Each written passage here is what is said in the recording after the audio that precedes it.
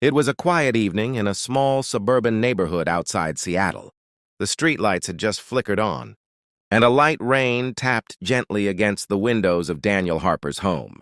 Daniel stood at the kitchen sink, rinsing dishes while keeping an ear open for his 8-year-old son, Ethan, who was finishing homework upstairs. Life had changed a lot in the past 3 years. After losing his wife in a car accident, Daniel had learned to balance grief, fatherhood, and running his small home renovation business. It wasn't glamorous. It wasn't easy, but it was steady, and steady was enough. At 9:17 p.m., there was a knock at the door. Daniel frowned slightly. He wasn't expecting anyone. Most of his neighbors texted before stopping by. He dried his hands and walked toward the front door. When he opened it, he froze. Standing under the warm porch light was a woman in a tailored dark coat. Rain shimmered on the fabric. One hand rested gently on her pregnant belly. She looked confident, polished, successful, but her eyes, those eyes, were unmistakable. "Daniel?" she said softly. His breath caught. Sophia?" 15 years disappeared in an instant. Sophia Bennett. His childhood best friend. They had grown up together on the same street in Chicago, rode bikes until sunset, shared science fair projects, talked about what they would become one day. Sophia had always dreamed big. She used to say she would run her own company before she turned 35. Daniel had dreamed of building things with his hands, and someday, raising a family in a quiet neighborhood. Life had taken them in different directions. Her family moved away during high school. They promised to stay in touch. They didn't. And now she was standing on his porch, pregnant, alone. Daniel quickly stepped aside. "Come in. You're getting soaked." She hesitated for half a second, then walked inside. The house was warm and simple. A couch that had clearly survived years of movie nights. Family photos on the wall. A child's drawing taped to the refrigerator that read, "Best Dad Ever." Sophia noticed it immediately. "You have a son?" she asked gently. Daniel nodded. "Yeah, Ethan, he's 8. A small smile touched her lips. "You always said you wanted to be a dad." "And you always said you'd run a company," he replied. She exhaled softly. "I do." Sophia Bennett was now the CEO of one of the fastest growing logistics tech companies in the country. She had been featured in business magazines, praised for her leadership and strategic mind. She had built something powerful, but standing in Daniel's living room, she didn't look powerful. She looked tired. After sitting down at the kitchen table, Daniel asked the question that had been circling his mind. "What are you doing here, Sophia?" She looked at her hands for a moment before answering. "I didn't know where else to go." The honesty in her voice unsettled him.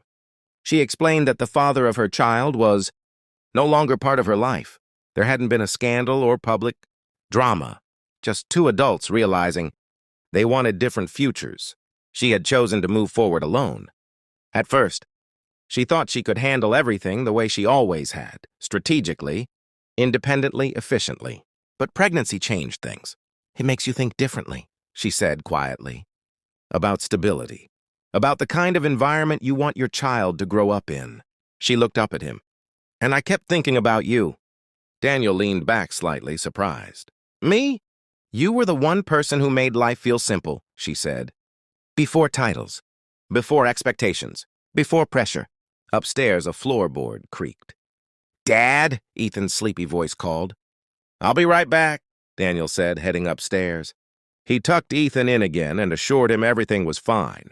When he returned, Sophia was studying the framed photos on the wall, Daniel and Ethan at a baseball game, at a pumpkin patch, building a treehouse. "You built that?" she asked, pointing at one picture. "Yeah," he smiled. "Took us 2 weekends." She shook her head softly. "You always finish what you started." There was a long pause. "So," Daniel said carefully, "what do you need from me?" Sophia hesitated. "I'm not here to complicate your life," she said. "I don't need financial help. I don't need anything dramatic. I just needed someone who knows me. The real me." Her voice softened. "Not the CEO version." Daniel studied her expression. For years, he had seen her success from a distance. News articles, social media updates, corporate interviews. She had achieved everything she once dreamed of. But now she was asking for something much simpler: friendship. You could have called, he said gently. I thought about it, she admitted. But after so many years, I didn't know if I had the right. He let out a slow breath. You always have the right to knock. The tension in her shoulders eased slightly. Rain continued falling outside, steady and calm. It's late, Daniel said. You shouldn't drive back in this weather. I booked a hotel, she replied quickly. He shook his head. You can stay here tonight. We have a guest room. It's not luxury, but it's warm. Emotion flickered across her face. Are you sure? Yeah, he said. I'm sure. The next morning, sunlight filled the kitchen. Ethan met Sophia over pancakes. Are you famous? Ethan asked bluntly after overhearing part of their conversation. Sophia laughed softly. Not really. I just work a lot. She's an old friend, Daniel added.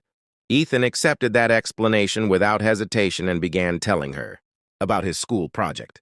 Sophia listened carefully, asking thoughtful questions. For someone used to boardrooms and investors, she seemed completely at ease discussing dinosaurs and math homework. Over the following days, she extended her stay. Her company was large enough to operate remotely for short periods. Video calls replaced conference rooms. Strategy sessions happened from Daniel's dining table. Daniel continued managing his renovation business during the day. In the evenings, they shared simple dinners and long conversations. They talked about ambition, about loss, about how success sometimes isolates you instead of connecting you. I thought if I reached the top, Sophia admitted one night, everything would feel secure. But it's strange. The higher you go, the fewer people really know you. Daniel nodded. Sometimes simple isn't small, it's just honest. Weeks passed, and their friendship began to feel natural again. Not forced, not rushed. One evening, as they watched Ethan ride his bike in the driveway, Sophia spoke quietly. I don't regret my career, she said, but I regret losing people along the way. Daniel considered that. Life doesn't always move in straight lines. Sometimes it circles back. She looked at him. Do you ever wonder what would have happened if we'd stayed in touch?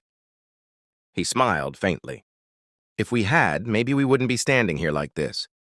There was no dramatic confession, no sudden declarations, just understanding. When her due date arrived months later, Daniel drove her to the hospital. He sat in the waiting room not because he had to, but because he wanted to. When the nurse placed her newborn daughter in her arms, Sophia looked over at Daniel standing quietly nearby. He wasn't frozen this time. He was steady. Later, as they walked out of the hospital into the cool evening air, Sophia spoke softly. Thank you for opening the door that night. Daniel glanced at her, then at the baby carrier in his hands. Sometimes, he said, the bravest thing you can do is knock. Life hadn't brought her back because she was a CEO, and he hadn't opened the door because she was successful. They reconnected because beneath the titles, beneath the years apart, they were still two people who once believed in each other's dreams. Sometimes the most important opportunities don't arrive in business proposals. They arrive quietly, on a rainy night, with a knock at the door.